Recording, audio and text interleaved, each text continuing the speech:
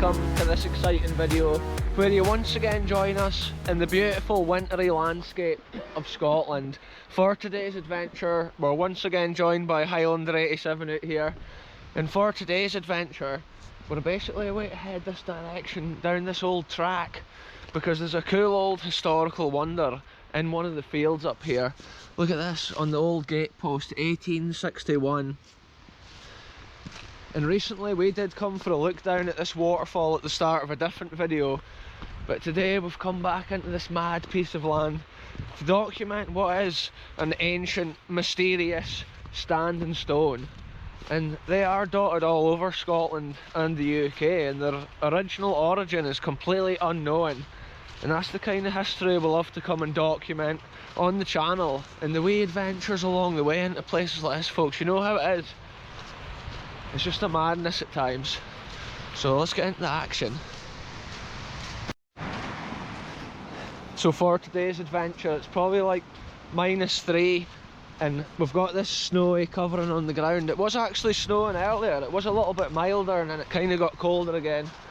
The water in the wee river here is crystal clear, but it's so cool to come out in these wintry conditions and explore, because sometimes in the summer areas like this you can't get through, it's too overgrown. So the winter frost and snow kind of flattens all the grass and the bushes. So check this out, folks, our path is now taking us away from the water's edge down there. We're now heading up this hill. The first time I ever found this sandstone, I was intrigued because these bushes looked like they were kind of man-made or planted, so I headed up here. I couldn't even believe my eyes when I saw the ancient historical standing stone. All this recently clear feld behind us used to be a thriving forest, and I think a couple of years ago a storm pretty much wiped out one side of it, and then they just felled the rest of it. So yeah, it's fairly changed the landscape. And this is some amount of rhododendron bushes. Quite often estates used to plant that around it within their lands, and certain times of year it just looks amazing. Yes folks, check it out on the horizon. We can now see the giant standing stone here, and it is a massive nugget of rock. Like, also I can see the top of Early Monument and stuff in the distance, and that's kind of where we are on the land here. So quite often these big stones were put on top of prominent pieces of land like this. You can see nowadays how it's land that's been shaped from agriculture. You can see the sheep and stuff out here grazing. Certain areas of the field are super white where the cold wind's been whirling round.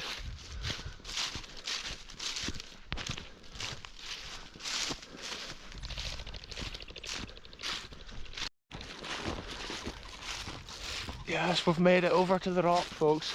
What a mad walk that's been. That's a steep hill. Pretty much since we left the edge of the river, we've been walking uphill. And just look at the size of this massive rock. This is incredible. Huge chunk of stone with a high quartz content. It's got a lot of these seams kind of through it. Wow, what an amazing...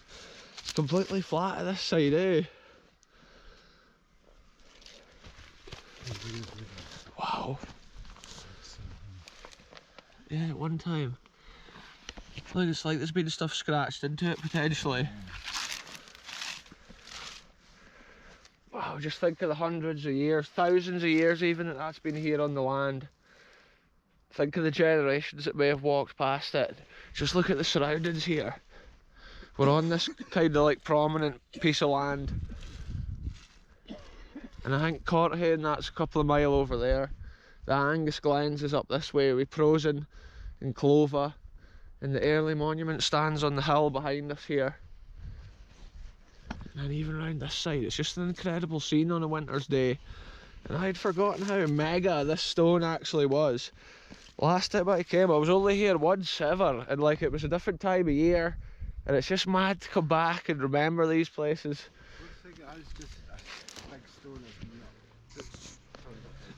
Yeah, that's what it looks like, eh? It almost looks like the sort of rocks that you get left behind from the glaciation period. But then has it been moved and shifted, or It's hard to tell. It maybe has just been laid up on its end. Well, if it's balanced like that, then it must go quite. Yeah, look at it from here as well. It's wider at the top than it is at the bottom. I mean, it must go, Crazy. it must go down quite a bit. Yeah. Wonder how much of it is under the ground, like. Could even be another size the same as what we're seeing. And it is crazy, often these stones were so big for the technology of the time, kind of for the people that move them around. It is crazy to think about.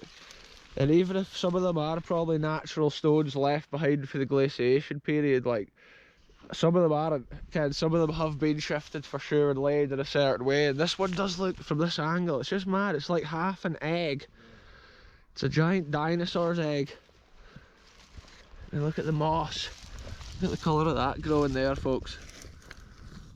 That's what happens in Scotland. All the moss and the licheny kind of stuff grows over things like this. That can actually protect the rock to a certain degree as well. If there's old carvings or writing on it, the moss and that can keep away the rain. Keeps the frost off the surface level of the rock. Look at that bit there as well. It's interesting. All the different bits, like the different markings on it. And what a crazy wee adventure it's been. You know how it is on this channel, folks, it's always something different from a different time period, but the reason I like to come and document these are because it's from a mysterious time.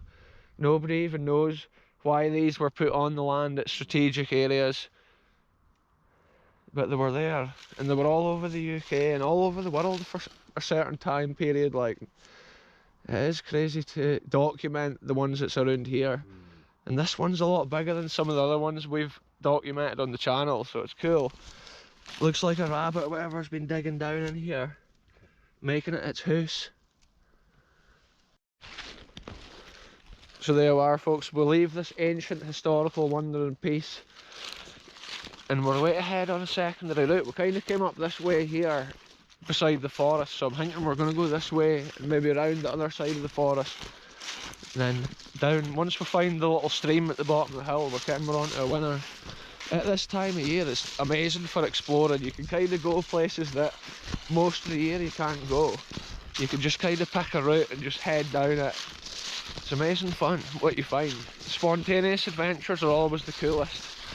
And to see historical nuggets like that along the way, it's crazy, mind-blowing times in history all those thousands of years ago. Think what the folk were wearing that was coming and putting a stone like that up. It's just such a different way of life back then. Check out, folks, the next phase of the adventure. We've just come to the edge of this forest and we're just reading the land here. Sometimes when you first appear at a location, you're better having a look around and seeing what your best options are for navigation. Because if you go way down a hill like that, it can be a killer trying to get back up. And we're wanting to document the most amount of history. Look, there's a deer. It probably doesn't come out on the camera. There's a deer within the same forest as us. I can hear the dog barking. This is crazy, folks. Everywhere I look down between the trees and stuff, I can see deer and things running about. It's mad seeing the way that these trees are also all lying different directions, all broken. You always kind of have one eyeball at the sky in a place like this. Yeah, I think we're best to go around the edge of all this wind blow.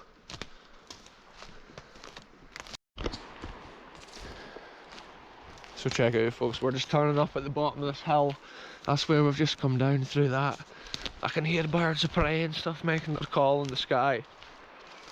There's just branches and stuff hanging. This whole forest's been devastated by a storm. Trees total lying all different directions. And look, we've made it down to this little area at the side of the river. Wow, we're always keeping our eyes peeled for history around these places, folks. Look at these old trees, the character of them with the moss growing. It's like a thriving habitat for the moss.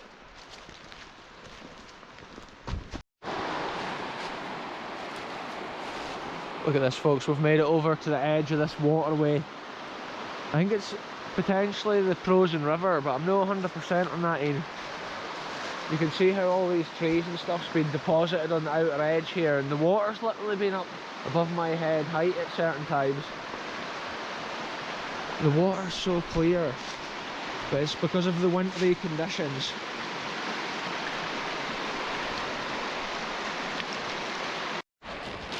So check it out, folks, we've just come from that direction down there, and now we're heading across this kind of grassy moorland. This is now the area. When we came into the site, we went all the way up that side, so we've basically done a full circuit of the landscape.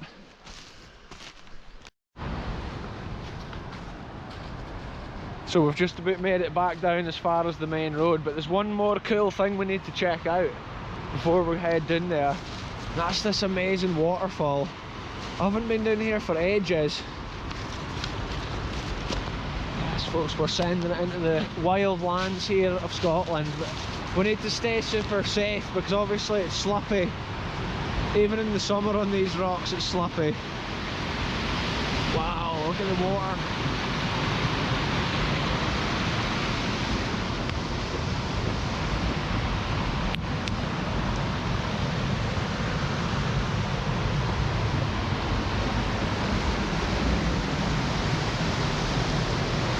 Check it out, folks. I was coming to get a closer look. I'm staying in a safe position.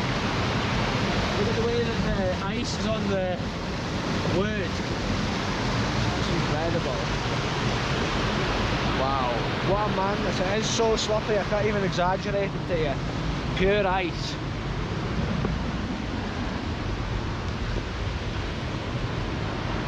What a scene.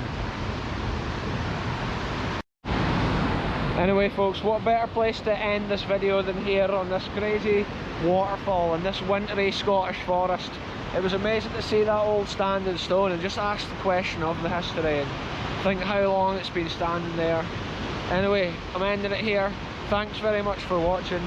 Goodbye from me, goodbye from Highlander 87. We'll catch you very soon for the next adventure, wherever we end up going.